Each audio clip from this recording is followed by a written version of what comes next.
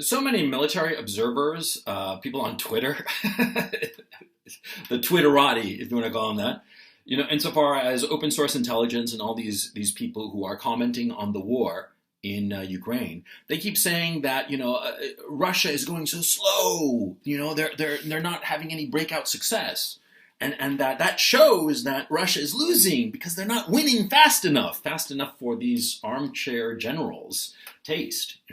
They want the war to be over already.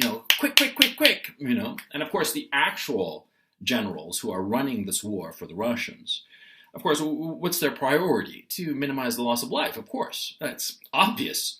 And so if that means taking your sweet time and just methodically grinding out a battle, like the battle taking place in the Donbass right now, and if that means, you're not going to try to do some huge breakout maneuvers, you're just going to steadily grind away with artillery fire day after day after day, and just slowly just advance a little bit at a time, but with a minimum loss of life of your own soldiers, well, they're going to do that, of course. Yeah, they're not interested in making a quick victory because, you see, the Russians have time on their side.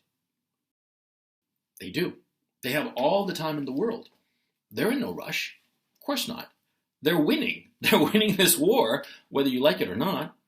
And so they're just going to go at their own pace. Slow and steady wins the race. To minimize the casualties on their side, to inflict maximum damage, of course. And slowly they're going to roll up the whole battlefield. That's what they're doing. Now, insofar as Russia's relationship with Europe, well, or let me phrase that, Europe's relationship with Russia. Europe did something incredibly stupid.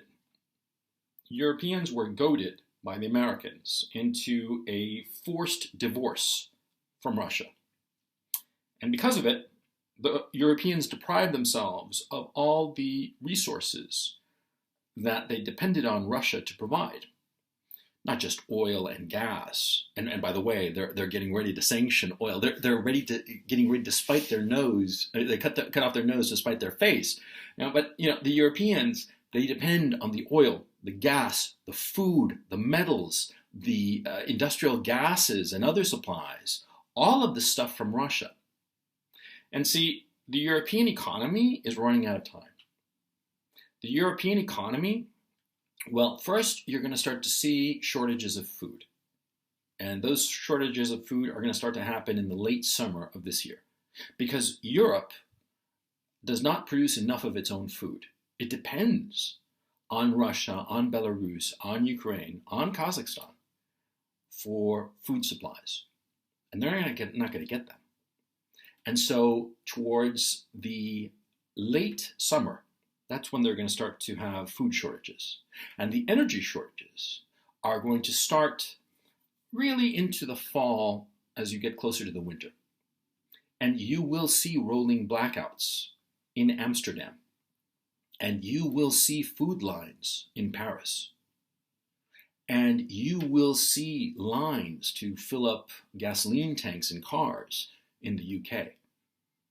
And by the end of the year, the European economy is likely to be completely cratered. I mean, like a lunar landscape. You know what I'm talking about? The economy of Europe is going to be decimated. Germany will have an incredibly high unemployment, and not only high unemployment, but it's the kind of unemployment that they will have. Its industrial manufacturing base will be completely destroyed by the end of the year. Europe doesn't have time. Europe needs to go crawling back to the Russians, rescind these stupid sanctions that only hurt the Europeans, and try to make nice with Putin and the Kremlin. That's their only hope. And it's a bitter answer. It's an answer that a lot of Europeans, they listen to me and they say never, but you have to ask yourself, do you want to go hungry by the end of the year? Do you want to go without electricity, without gasoline? Do you want to have double-digit unemployment? I'm not talking about like 10%, man. I'm talking, 20%, 25% unemployment. Is that what you really want? And let's not even talk about the fact that because of the war, Ukrainian grain supplies have been interrupted, and the Middle East and Africa depends on those grain supplies. So from the Middle East and Africa, Europe is going to have a huge swell of migrants. Europe is toast. Europe is running out of time. The Russians have all the time in the world because they already took the hit. See, the Europeans cut off Russia. And so the Russians have already absorbed the damage from the European sanctions. And the Europeans needed consumer products, certain electronic products, certain industrial products, and manufacturing products. That's what they needed from Europe.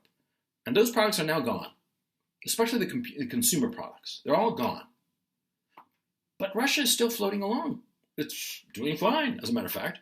And if you judge by the exchange rate, it's doing better than fine. I personally don't put that much stock in the exchange rate.